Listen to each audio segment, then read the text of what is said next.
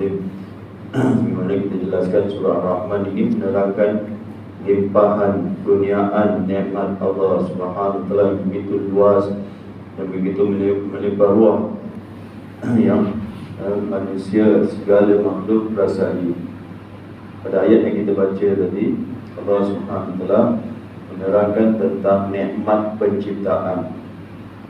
Nikmat penciptaan manusia dan jin. Khalaqal insan. Allah Subhanahu wa taala menciptakan manusia min salsal, dari tanah liat kering.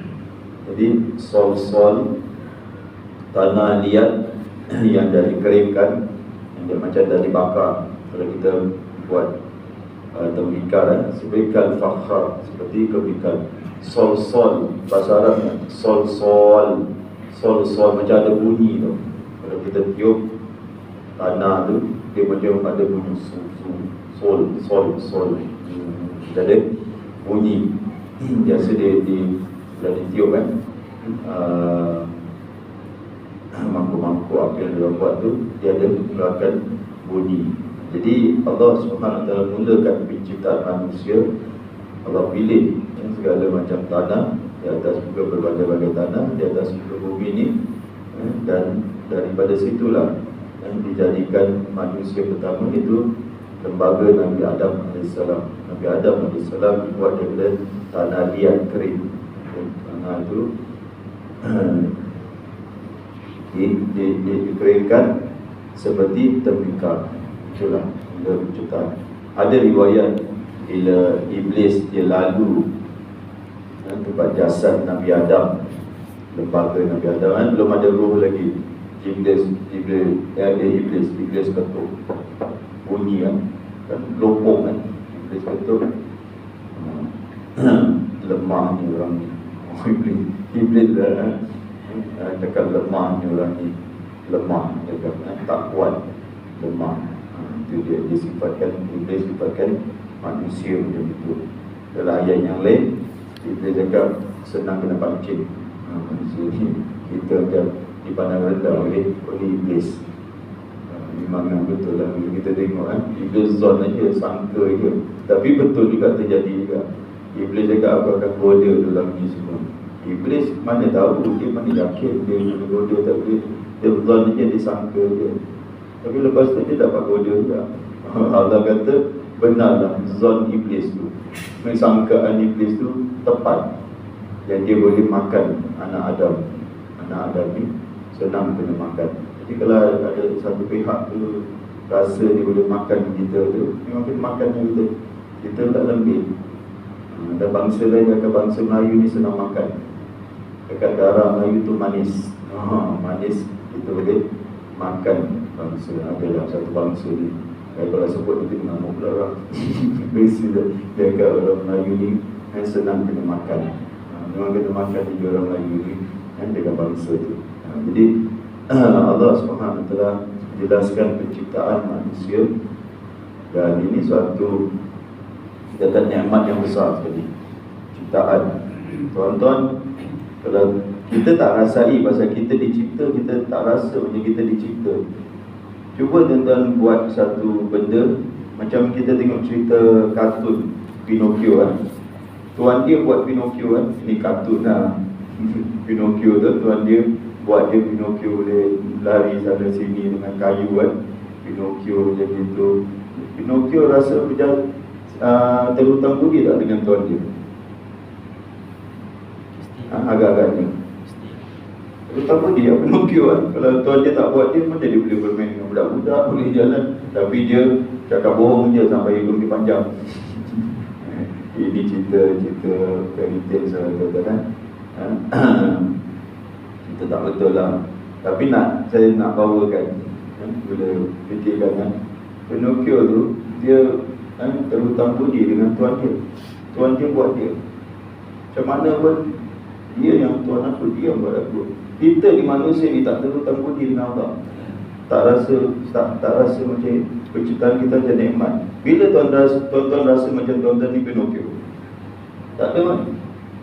Macam bagus pula kita ingat kita ni berada di atas muka bumi ni kerana apa?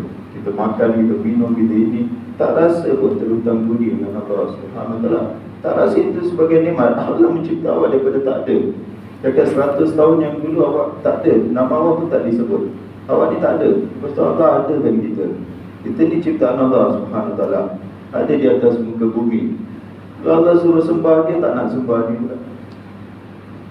Ini kan manusia yang lupa nikmat Allah. Awak ni dicipta di Allah. Terang-terang tuan-tuan, kita ni macam mana mindset kita bila lari, kita rasa kita bukan makhluk ciptaan Allah. Atau apa kita rasa pun tak tahu lah. Macam orang ni, dia tua dah, macam kita, saya lah, dah berubah semua, tapi rasa muda pula. Jalan rasa macam ada orang nak kacau aku ke. Macam ni. Ada awak dah tua gini, siapa nak tengok kau, siapa nak tengok itu. Tapi rasa macam muda, betul tak tak? Pasal apa? Tak nampak, tak ada cermin depan kita. Kalau ada cermin kau tengok, alah orang tua pula. Tengok orang lain. Tengok orang lain. Perasaan. Kita perasaan aja. Hidup kita ni perasaan aja. Berdasarkan kepada perasaan. Jadi perasaan kita lah manusia merdeka, manusia yang ini, manusia jelas sekali yang kita dekat. Awak ni ciptaan Allah ni adalah dicipta. Tak tahu kan aku dicipta, mana aku dicipta. Awak ni dicipta. Awak ni dicipta oleh Allah Subhanahu Wa Taala. Itu last sekali manusia akan tulis. Dia akan tulis title dia, macam-macam title di name card dia. Last sekali dia akan tulis, aku adalah makhluk ciptaan Allah. Tak ada nak tulis. Boleh tuan-tuan bagi name card. Name card apa? Makhluk ciptaan Allah. Oh, title makhluk ciptaan Allah. Itu title. Tak bagi hamba Allah pun dia tak nak dah tak itu lagi. Dah tak glamour lagi. Nak letak hamba Allah. Hamba yang fakir, hamba yang kepada Allah Subhanahu Wa Taala. Kita ni adalah ciptaan. Yang ciptaan kena act, kena bersikap macam ciptaan yang dicipta oleh Allah. Kita dicipta first kali, kita bersyukur. Itu yang Allah nak cakap di sini. Nikmat penciptaan adalah nikmat yang terbesar sekali. Nikmat hidup adalah nikmat terbesar. Tak percaya tanya orang yang dah mati. Kita tak dapat tanya.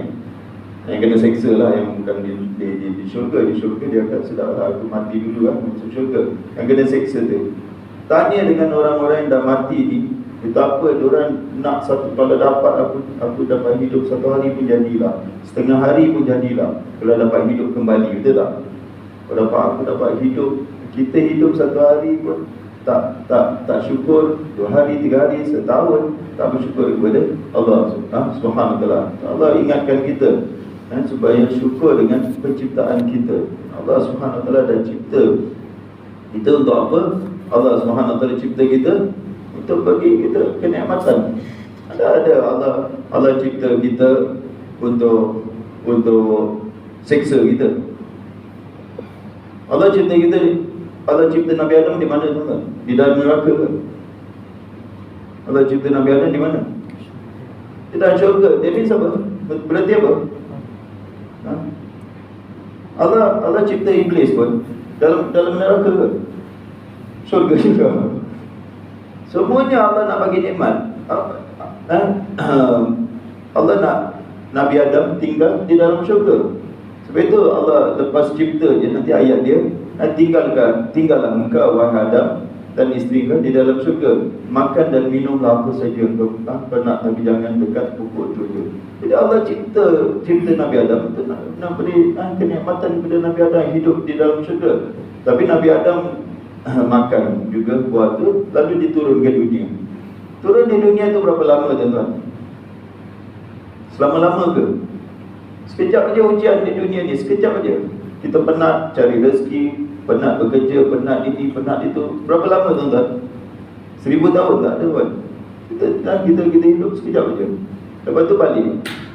Kalau dia termasuk orang yang beriman, beramal soleh, dengar cakap Allah SWT, taat kepada Allah, ke mana dia pergi? Syurga balik kan? Sekejap aja di dunia tu. Kita cakap susah sekejap aja, 100 tahun. Ada orang 50 tahun aja dah meninggal dunia. 50 tahun nak compare pada selama-lama di sana. 50 tahun dia diuji, diturunkan untuk diuji. Lepas tu balik, terus hidup di dalam syurga. Roh orang yang dah meninggal tu di mana tuan-tuan? Roh orang yang baik, roh nabi-nabi, roh salihin, roh mujahidin, di mana? Di dalam syurga. Sekarang ni roh mereka adalah di dalam syurga.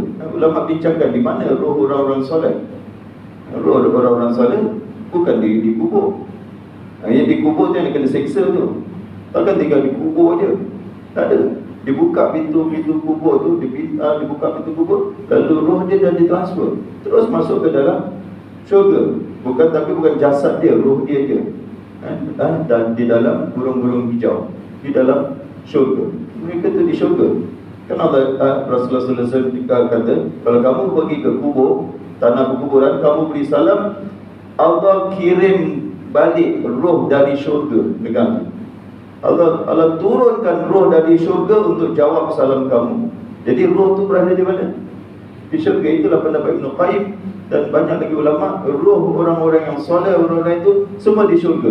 Sekejap aja di dunia. Allahu Akbar. Roh mereka di syurga. Kalau dibangkitkan terus, nanti hari kebangkitan mereka akan masuk syurga. Kalau baik, kalau baik itu Allah. Tapi manusia derhaka, ingkar kepada Allah Subhanahu Wa Taala. Allah cipta mereka ni satu penciptaan yang nak beri mereka kesenangan, kenikmatan selama-lama. Kalau dah masuk syurga, tak keluar, takkan keluar, takkan mati, takkan hidup kekal abadi. Untuk berapa lama? Selama-lamanya. Allah Akbar. Dengan bidadari selama-lama, Syekh. Bukan duduk seorang temenung dia, tak ada. Ramai pula isteri, ramai pula rumah ke rumah. Bukan rumah begini dia rumah. Yang ada mengatakan bila kita mati roh semua naik ke atas syurga lah. Yang roh apabila kita mati roh naik ke atas, bermakna roh dibawa ke atas. Bermakna syurga lah. Belum tahu lagi. Yang atas belum lepas lagi. Belum lepas lagi itu, belum lepas langit. Ada roh yang tak lepas langit dunia, dilempar, dicampak balik.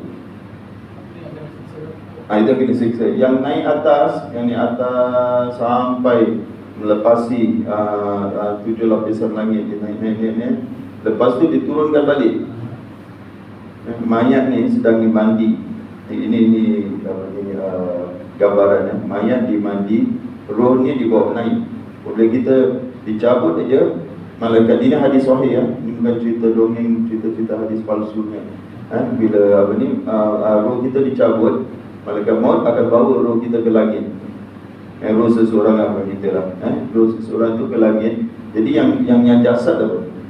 Jasad dikapal, dimandi itu dibawa ke langit yang atas. Kalau roh orang baik terus ke atas, naik sampai ditulis dia punya catatan di yin, kemudian diturunkan, dah dicatat, register nama dia. Lepas tu diturunkan sini